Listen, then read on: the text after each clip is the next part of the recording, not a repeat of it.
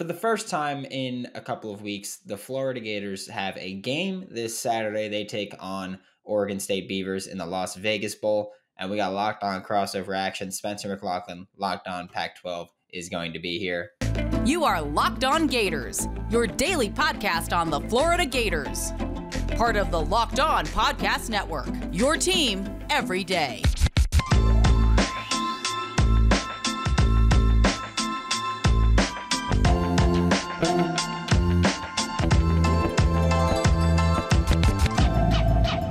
We have, for the last time this year, Locked On crossover action. Joining me is Spencer McLaughlin from Locked On Ducks and Locked On Pac-12, and we're talking about the Las Vegas Bowl between Florida and Oregon State, and this is gonna suck. I'll say that, at least on my side. I know it's gonna suck. Spencer, for you going into this game, what do you think the biggest story is, at least from the Oregon State side?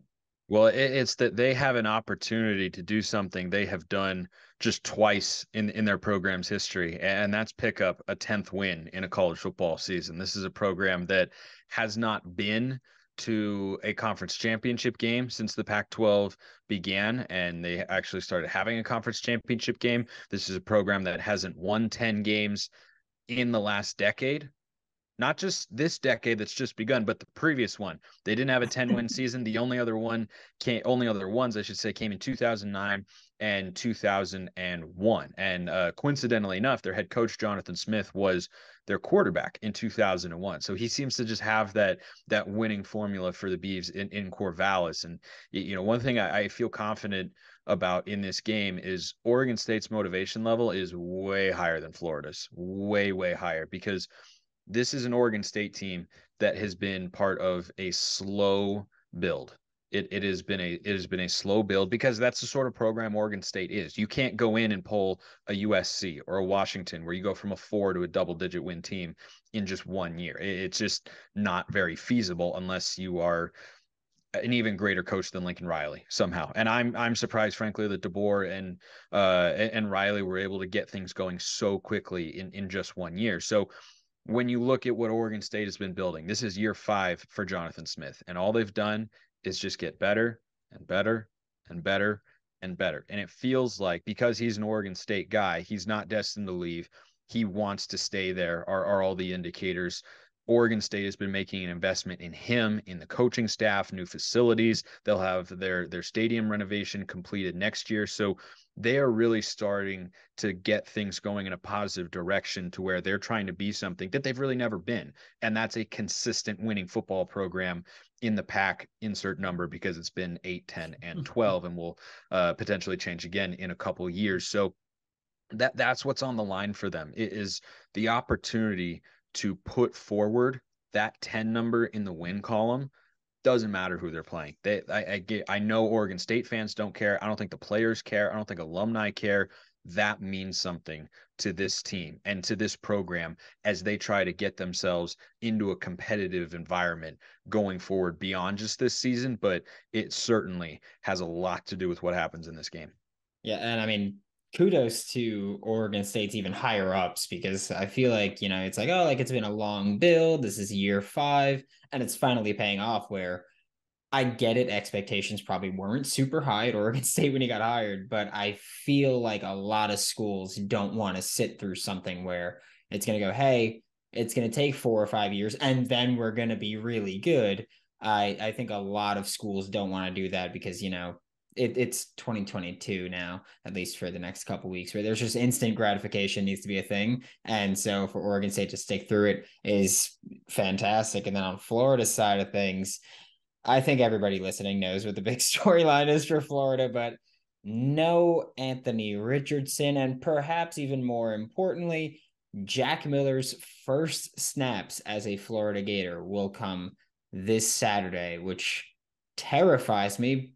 But I'm also looking at this as it's going to suck. I'm not even going to pretend that. It's going to suck. But this is kind of his tryout. He was brought in to compete for the starting job going into this year. It was Anthony Richardson, Jack Miller III, and Emory Jones. And Emory Jones, of course, you know him, you cover him, Arizona State. Yes, indeed. Covered him. He's transferring again. So he's leaving Arizona State again, maybe leaving the Pac-12. But then Jack Miller lost the spring battle.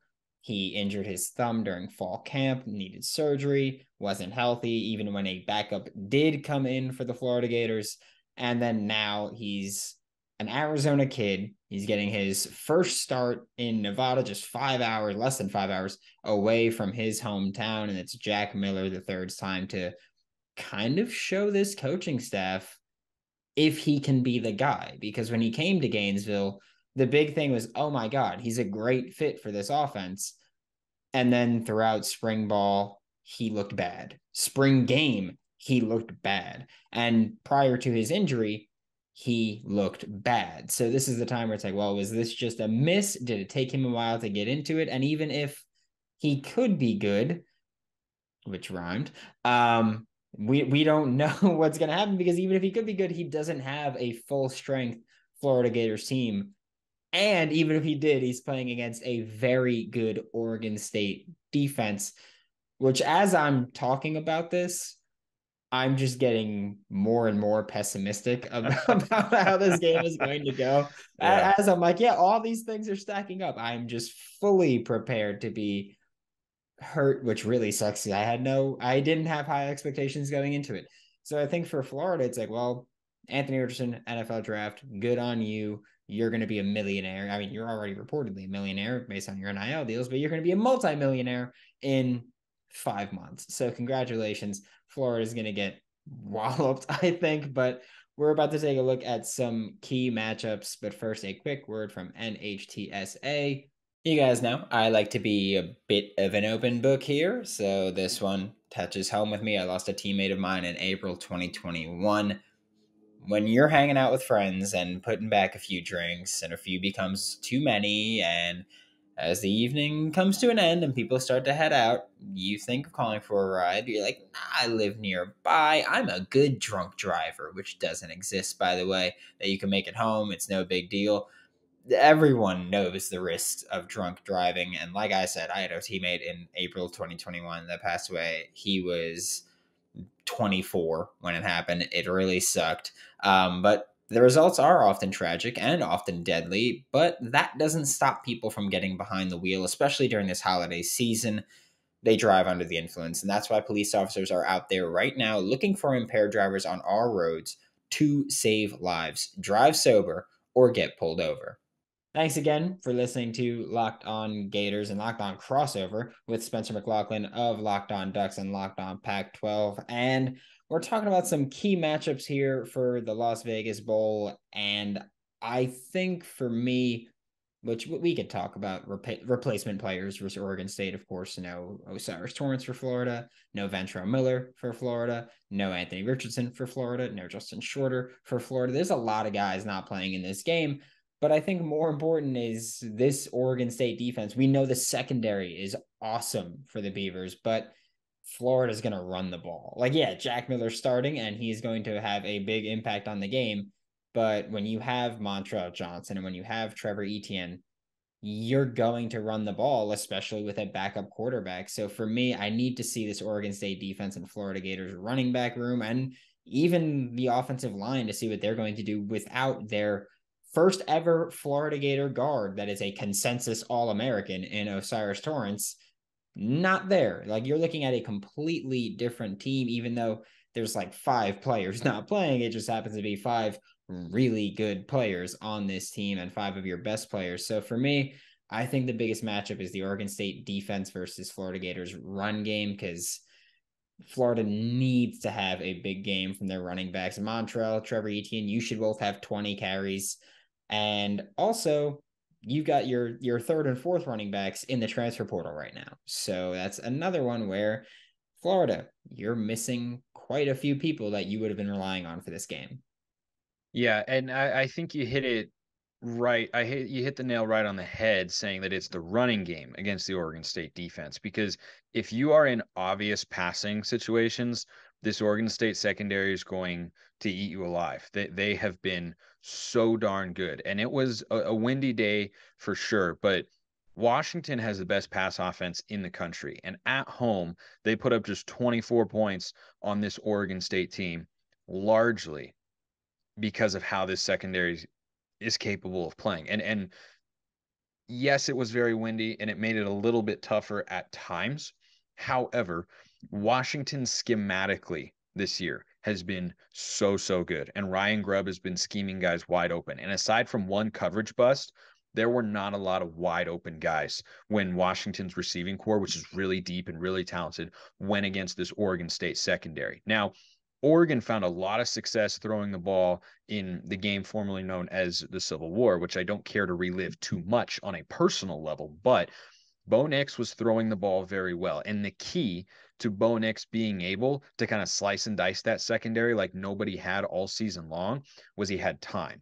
And the weakness for this Oregon State defense is that front four, who played very well against the run, specifically in key spots. They had a goal line stand to ultimately win the game against the Ducks, who had first and goal at the 5-yard line, were not able to punch it in, and their offensive line has been really good all season long, specifically running the football, though arguably even better in pass protection. So they've had their moments, they've had flashes against the run this year, and I think overall they've been solid, but you'd certainly look at their defense and say, it's the secondary where you've got the most playmakers. It's the secondary where you have the most talent. And, the secondary and the pass rushers play off of one another in football, right? If you get pressure, it's easier on your secondary. They can be a little more aggressive. You can play more man coverage because they don't have to cover for quite as long.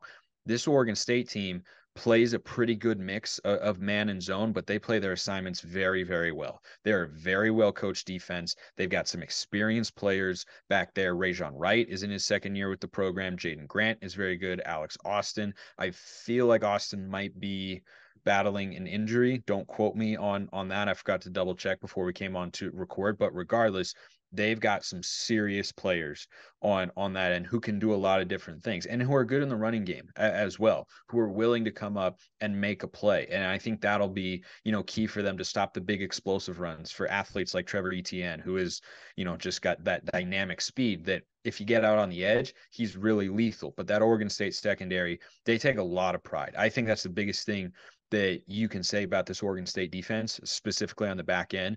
They're a prideful unit, and they understand that they've been driving the bus this year for Oregon State winning football games. I mean, they've been without their quarterback who started the year, Chance Nolan, since week 4 or 5.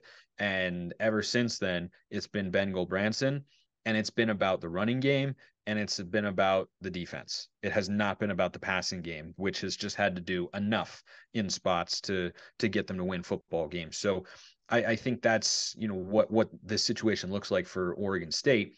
They have got to be able to play to their strengths, but it's really hard to get them off of that. And if you're Florida, looking at, how are they going to score a lot of points on a really tough defense with a backup quarterback? If you can't run the football and his first action at the Power 5 level is against this Oregon State defense and this secondary and this team that is so hungry, that's a recipe for disaster for the Gators. Yeah, no, I'm super looking forward to this game. I'm very excited. I could just say that I'm so stoked for this. I will say one matchup that I feel like we were robbed of on just like not even secondary versus wide receiver room, but literally just an individual matchup was I was really hoping to see Justin Shorter versus Rajon Wright, just because the great size and physicality. Yeah. It has been awesome to see. I also don't fault Justin Shorter for not playing in a bowl game because he played in the bowl game last year and had a neck injury in there. So I don't blame him for not playing in it. Granted, that quarterback that threw that ball and put him in that spot is no longer here, but no one from that quarterback room really is here anymore. But yeah, that was a matchup that I was really hoping to see. Instead, we'll have to watch Rajon Wright bully some poor freshman, whoever's going to be starting there, and poor kid's going to have one of the worst experiences of it's his trial time. by fire for the receiving core, any new guys that are going to play, and whoever rolls out at quarterback as well for Florida. And heck, I wouldn't be shocked if it gets to a point where Billy Napier makes a switch in the middle of the game and says, well, we got to try something because, not really playing with anything to lose here, anything on the line. So I won't be shocked if it gets to that point. And if it does, I don't think that's a great sign for Florida, but sometimes a quarterback change mid-game is just what you need to get things going. But you are really getting thrown into the thick of it here against this defense specifically.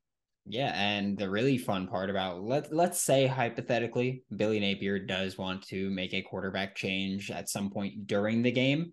His options in that room right now, after Jack Miller III, who of course transferred from Ohio State, didn't play, hasn't played this season, his options are Kyle Engel, a walk-on quarterback, Jack Anders, a walk-on quarterback who said he's hitting the transfer portal immediately following the bowl game, or Max Brown, a true freshman quarterback that also hasn't played this season. So no matter which option Billy Napier wants to trot out there, it's going to be tough going. It's going to be a trial by fire. But now we're going to talk predictions here. I think we both know where we're going here, but we're going to talk predictions after a quick word from BetOnline.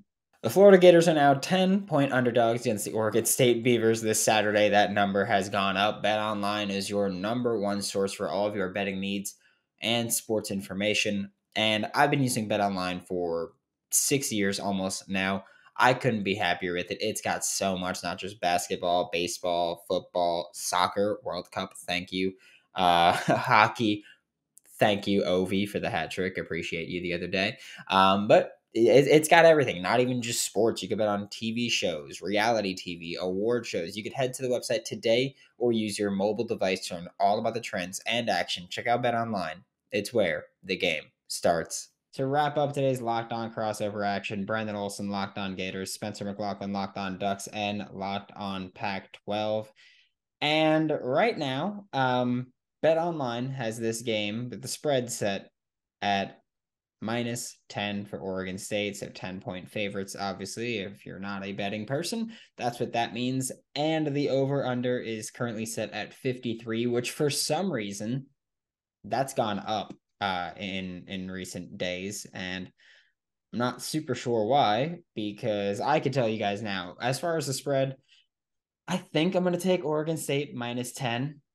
Well, the main reason that I would even not do it is just because I'm like, hey, maybe the Florida Gators defense really shows up. You've got Gervon Dexter playing his last game as a Florida Gator. He's already declared for the draft, but he's coming back to play. You've got a lot of guys just finally getting the opportunity to play, and maybe the defensive side of the ball plays lights out for Florida. But I don't think that's going to be the case. I will say I know I'm taking the under just in general. I don't expect Florida to score much. I don't expect Oregon State to score a ton. I think that they'll win, yeah, handedly. But the way I'm thinking about it is Florida's offense is probably going to really suck. So let's say they score 14. Do I think Oregon State's going to hang 39-40 on Florida? No, I don't think that's going to happen. So I'll take Florida to lose and the under, and I'll take Oregon State to cover the spread here, as much as that hurts my soul. But I will do it because I don't want to look like an idiot homer. I agree with you, Brandon, on both the under and the point spread. I think final score will be about 28-13, Oregon State with the win.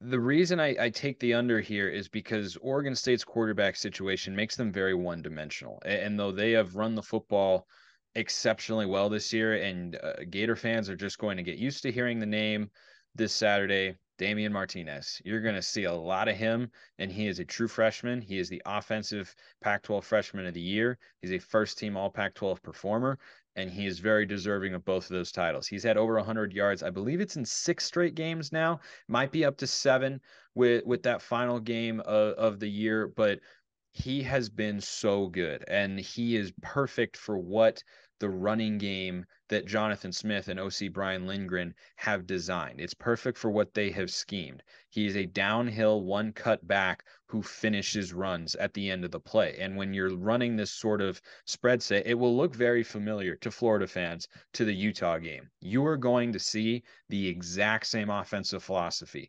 formations, scheme, play design. You're going to see a lot of the same stuff. The difference, though, is you are not going to see Ben Gulbranson go shotgun pass but for maybe 5 times. They completed 6 passes against Oregon and somehow won the game, which is more a testament to how poorly Oregon's defense played. But philosophically, that is what they want to do. They want to run the ball until you stop it. And if you don't stop it, they're just going to keep running it because that's what they want to do anyway. That sets up really well for their defense. And they've got a limited quarterback, capable, but limited. So they don't want him to throw the ball 25 to 30 times. In a perfect world, Ben Gulbranson is Jimmy Garoppolo to the 49ers or now Brock Purdy, right? He's got to make, I don't know, 4 or 5 big throws a game. And everything else is simple check downs, execute the offense, make the right reads of the line of scrimmage. And that's all they need him to do. It's not a quarterback-centric offense. It is all about the running game. It is all about number 6, and he's really, really good. I do think it lends itself towards a less explosive style of offense, and I think Oregon State, really does want to play some ball control. They scored a lot of points against Oregon. The Ducks gave them a couple of short fields with some special teams, just absolute blunders, and that helped them in that sense. And it's just not an offense that is built to score 40 plus points. And I think in this game, even going against a Florida team that doesn't have all of its starters healthy, I think they're going to be able to move the ball and score points, but I'd be pretty surprised if they got over 30. So then when you're talking about the under, the question is, can the Gators get to 20 points? And I look at, what I've seen from them this year, even when they had Anthony Richardson, and now he's not going to be available for him. And I say, nah, I'm going to trust that Oregon State defense to keep it on lockdown. So I'll go 28-13. I think Beavs get the win. I do think Florida comes out, maybe makes a splash play early, but then I think Trent Bray, the defensive coordinator, I think Trent Bray will adjust and, get things kind of settled down for the Beavs on that side of the ball. And I do think they win by more than 10, but I'd take the under given the offensive limitations for Florida and the quarterback situation for Oregon State.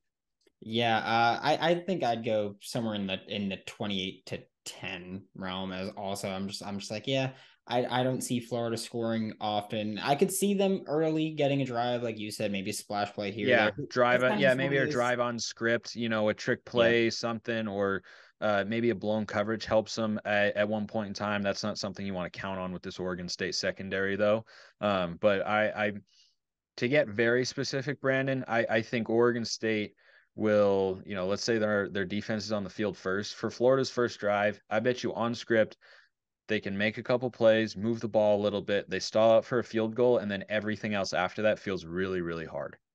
yeah, that's exactly how I would see it. That's the only reason I say, 10 points, something like that first Yeah, drive, they're and not then they're not maybe going to something get they're else. not going to get shut out, but I mean, I think it's just really tough. Yeah, I mean, they better not get shut out because I'll tell you what, I know it's his first year, but right now Florida's still got the longest streak of scoring a point in a game in college football history. Like they have that record, they're keeping it going, hopefully. But I'm expecting jet sweeps, reverses. I'm expecting something where Billy Napier's just like, please God, let us score somewhere somehow. But I know that Saturday is going to be one of the least fun games that I've covered since I started covering the Gators. Super not looking forward to it, but hey, it's Florida football, so I'm gonna be at least a little bit happy somewhere along there. Thank you so much, Spencer. This was Locked On Crossover Action. Brandon Olson, Locked On Gators, Spencer McLaughlin, Locked On Ducks, and Locked On Pac-12. And I am going to be very sad Saturday. If you are a Gator fan and you're going to be very sad, or if you're a Beaver fan and you're going to be very happy, Locked On Gators is going live, unfortunately, after the game.